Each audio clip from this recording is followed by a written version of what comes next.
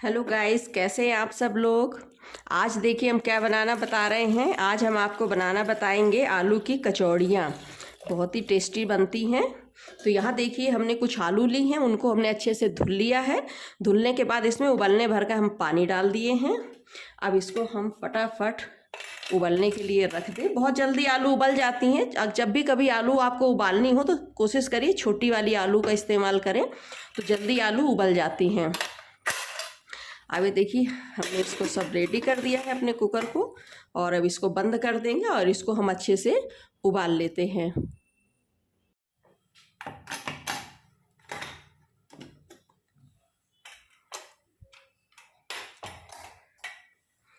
ये देखिए आलू हमने अच्छे से उबाल ली हैं। अब इनका पानी जो है हम वो हटा देंगे। पानी इनका हमने अच्छे से हटा दिया है। अब इनको हम थोड़ा सा ठंडा हो जाने देते हैं।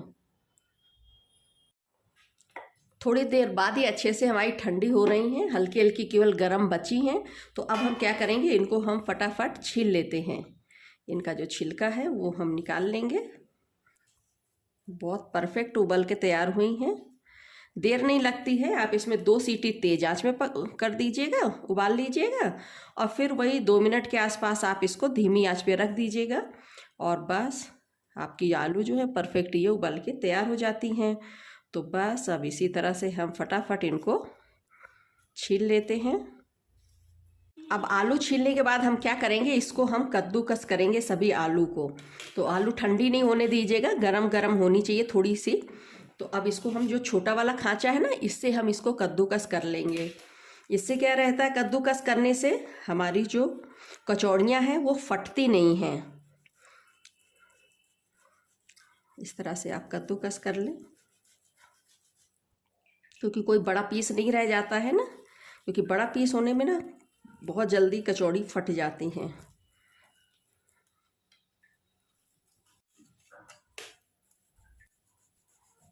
और अब यहाँ पर क्या है कि जैसे कोई कोई पीस एक थोड़ा बड़ा रह जाता है, तो आप इसको हाथ से अच्छे से मसल लीजिएगा।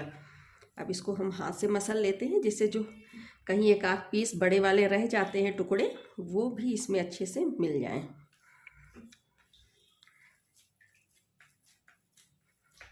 जैसे आटा गूंथते हैं ना, बस उसी तरह का आप इसको कर लें। बहुत परफेक्ट आलू जो है रेडी हो जाती हैं।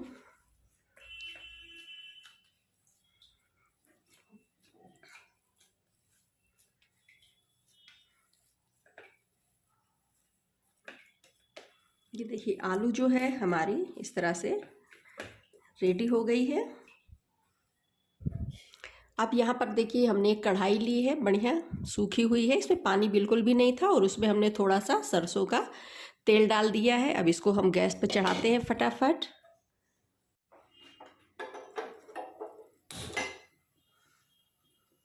तेल को हमने देखिए गैस पर रख दिया है। अब थोड़ा सा तेल को हम गर्म हो जाने देते हैं। यहाँ पर देखिए हमने 2 चीज़ें ली हैं, हींग ली है थोड़ी सी, और ये लिया है जीरा। तो थोड़ा थोड़ा सा आप दोनों चीज़ें ले लीजिएगा। अभी देखिए तेल जो है वो हमारा थोड़ा गर्म हो गया है, तो गैस को हम पूरी धीमी कर देते हैं, और ये दोनों चीज़ें हम इसमें डाल देते हैं। दोनों चीज़ें थोड़ी सी पक गई हैं, तो अब ये जो हमने आलू क्या कहते हैं वो रेडी की थी, अब इसको इसमें हम डाल देंगे, और गैस धीमी रखेंगे, और धीमी आंच पर इसको हम थोड़ी देर के लिए भून लेते हैं।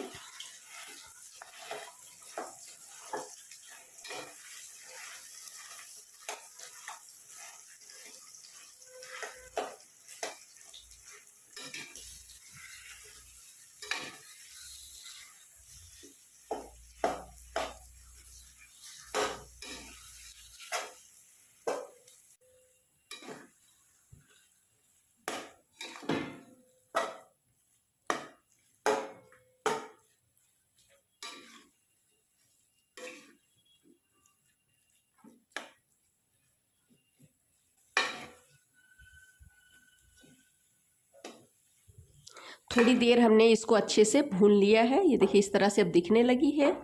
अब यहाँ पर हम कुछ मसाले भी डालेंगे। अभी देखिए गैस हमारी धीमी है, तो अब यहाँ पर हम मसाले क्या डाल रहे हैं वो हम आपको बता देते हैं। तो ये देखिए ये है नमक स्वाद के मुताबिक। यहाँ हमने पिंक साल्ट लिया है, आप नॉर्मल वाला नमक भी ले सकते हैं।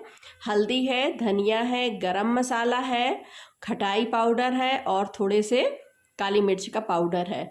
तो इतनी हमने ये मसाले ले लिए हैं। अब इसको हम इसमें डाल देंगे। आपके पास हरा धनिया हो तो यहाँ हरा धनिया भी डाल सकते हैं। आज हमारे पास हरा धनिया नहीं है तो हम हरा धनिया नहीं डाल रहे हैं।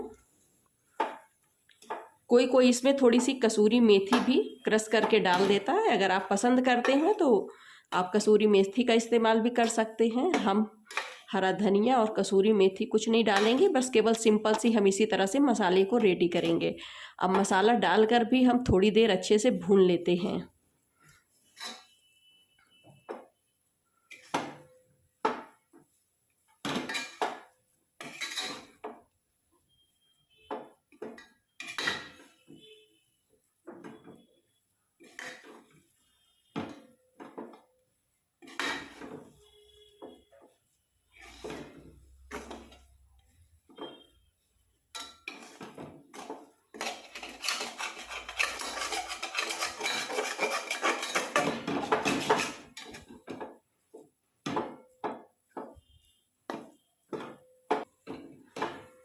थोड़ी देर हमने इसको अच्छे से भून लिया है। अब बढ़िया से ये देखिए इस तरह से हमारा आलू रेडी हो गई है।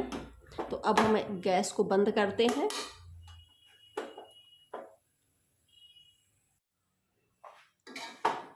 अब इसको एक प्लेट पर हम निकाल लेते हैं और इसको अच्छे से ठंडा कर लेंगे। अब इसको हम इस तरह से फैला देंगे और इसको अच्छे से हम ठंडा कर लेते हैं।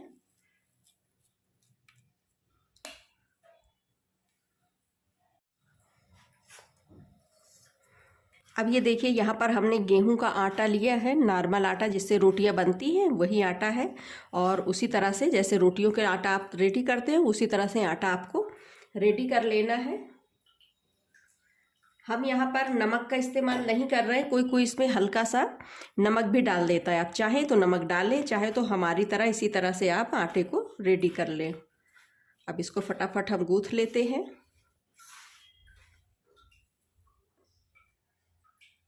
थोड़ा थोड़ा पानी डाल के आप गूँथ लीजिएगा तो परफेक्ट आटा जो है गूँथ कर तैयार हो जाता है।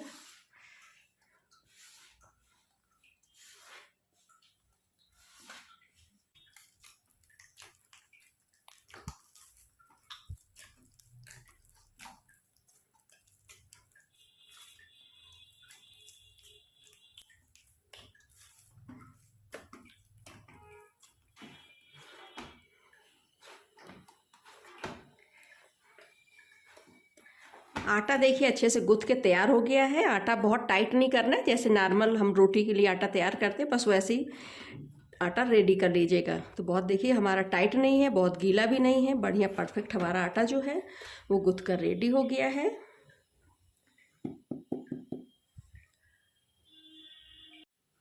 अब यहाँ पर आप देखिए हमने एक कढ़ाई ली है, उसमें हमने डाल दिया है सरसों का तेल। सरसों के तेल से ना ये कचौड़ियाँ बहुत टेस्टी बनती हैं। जैसे आप पकौड़ी बनाएं या इस तरह से कचौड़ी बनाएं तो सरसों के तेल से ही बनाइएगा, स्वाद बहुत अच्छा सा आता है। तो अब ये देखिए हमने सरसों का तेल रख दिया है धीमी आंच पर गर्म होने के लिए। अभी धीमा इसलिए किया है कि अभी कचौड़ी हमने भरी नहीं है। अब आइए चलते हैं फटाफट कचौड़ियाँ जो हैं ये हम भर लेते हैं। आलू भी हमारी अच्छी सी ठंडी हो गई है। अब कचौड़ी क्या है ना, जितनी आप छोटी बड़ी पसंद करें उस हिसाब से आप आटा ले लीजिएगा। तो हम यहाँ बहुत बड़ी नहीं बनाएंगे, बहुत छोटी भी नहीं बनाएंगे। तो अब हम क्या करेंगे, अब हम इसको जो है इस तरह से लोई इसकी अच्छे से रेडी कर लेते हैं। तो ये देखिए इस तरह से आप लोई रेडी कर लें और इसमें फिर लगा लें थोड़ा सा सूखा आटा और इस तरह से आप कर लें। करने के बाद अब इसको हम बेल लेते हैं। बहुत बड़ा नहीं बेलना है, थोड़ा ही बेलना है, जैसे कचौड़ियाँ नॉर्मली हम भरते हैं तो उतनी बेलते हैं, बस वही थोड़ा सा छोटी साइज की हम इसको इस तरह से हम बेल लेंगे। ये देखिए। और अब ये जो हमारा आलू है ये हमारी अच्छे से ठंडी भी हो गई हैं। तो अब जितनी आपको आलू डालनी हो उतनी आप आलू डाल लीजिएगा और इसको अच्छे से आप दबा दीजिएगा। ऐसे दबाइएगा कि ये खुलने ना पाए, कहीं से भी ना खुलने पाए, और इसको इस तरह से आप प्रेस कर दें, ऐसे करके दबा दें। ये देखिए, तो हमारी इतनी बड़ी सी ये लोई जो है वो रेडी हो गई है। अब हम बेल लेते हैं। तो कोई कोई बेलते समय इसमें तेल लगा लेता है। हम यहाँ पर गेहूं का आटा जो है ना, सूखा वाला, उसको लगा ले रहे हैं। तो धीरे से अब इसको हम बेल लेते हैं। कोशिश करिएगा आप ना इसमें कि ये फटने ना पाए, फट जाती है ना तो फिर कचौड़ियाँ उतनी अच्छे से नहीं लगती हैं। तो इस तरह से देखिए हमारी कचौड़ी जो है ये हम रेडी कर लिए हैं। तो बाकी की कचौड़ियाँ भी आप इसी तरह से आप बना लीजिएगा। और अब इसको हम एक साइड रख देते हैं और बाकी कचौड़ियाँ भी हम फटाफट भर लेते हैं। ये देखिए कुछ इस तरह से हमने इनको बेल कर रेडी कर लिया है। अब इनको पकाते हैं हम फटाफट। तेल देखिए थोड़ा सा गर्म हो गया है। तो अब हम क्या कहते हैं, अपनी कचौड़ियाँ जो हैं ये अब हम निकालना शुरू करते हैं।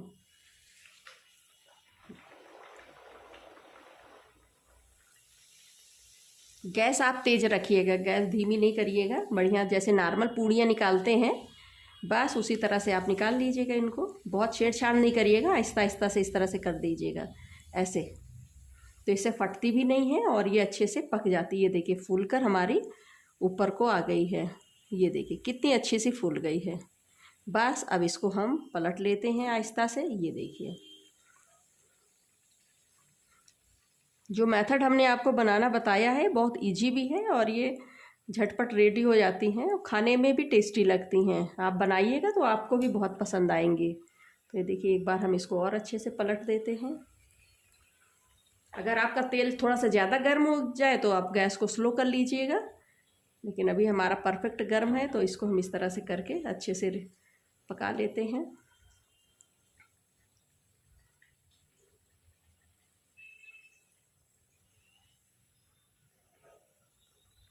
एक दो बार इस तरह से इनको अलट पलट देंगे ना तो जो ऊपर की लेयर है ना ये बहुत अच्छे से पक जाती है।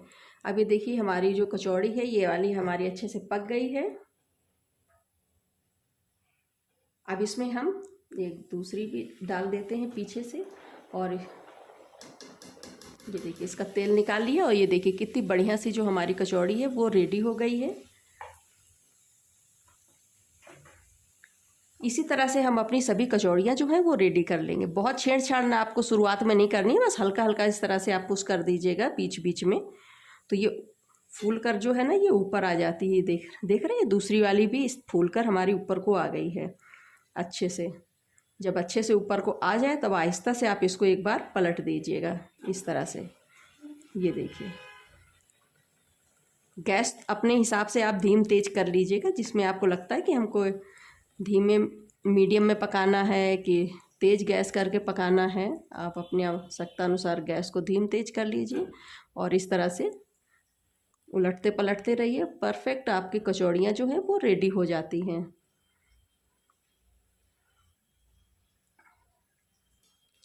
बस इसी तरह से हम एक दो बार और उलट पलट लेते हैं।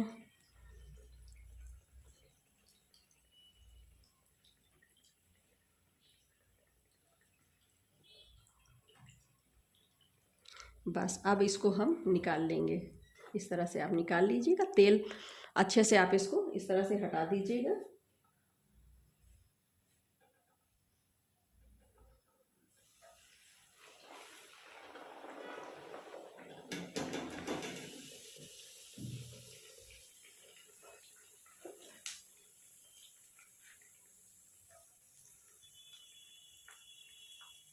जब थोड़ा सा पक जाए तब फिर आप इसको हल्का सा ऐसे पुश करिएगा ऐसे। कचौड़ी तुरंत डालते ही नहीं पुश करिएगा, नहीं तो क्या है ना फटने का डर रहता है।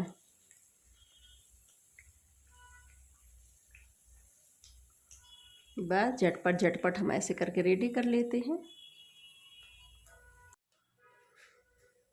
ये देखिए गर्मा गर्म कचौड़ियाँ जो हैं वो हमारी रेडी हो गई हैं। और जो हमारा थोड़ा सा आटा बच गया था उससे हमने बढ़िया से निकाल लिया है पूड़ियाँ। तो हमारी कचौड़ी और पूड़ी हमारी फटाफट बनके रेडी हो गई हैं। आप भी बनाइएगा, आपको बनाने में भी बहुत आसानी होगी और ये खाने में बहुत ही स्वादिष्ट लगती हैं। तो मिलते हैं एक और अच्छी हेल्दी टेस्टी और बहुत ही ईजी रेसिपी के साथ।